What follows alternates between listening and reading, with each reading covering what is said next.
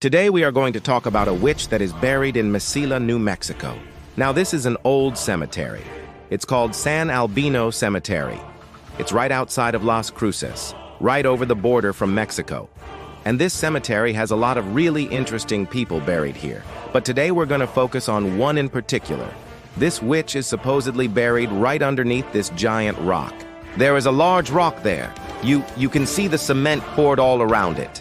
You can even see the cross that's on top of the grave. That's not what you came to see.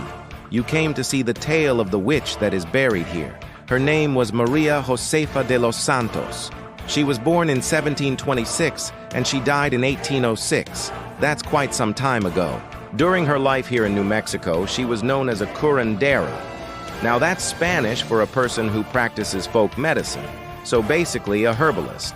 Well, she was also a midwife, and a midwife is a person who helps deliver babies. In the community, she was known as a healer, but outside of the community, she was known as a witch. Now, why would they call her a witch? Well, during the Spanish colonial times, if you were different, if you had different ways of practicing medicine or healing, then you were labeled a witch. Most likely because they didn't understand what you were doing. She was accused of being a witch several times throughout her life. There was one time when the priest called her a witch during a trial. He said that she was a witch for helping people with their problems through her herbal remedies. In 1806, she passed away. She's buried right here in the San Albino Cemetery. And as you can see, her grave is marked by a large cement wall.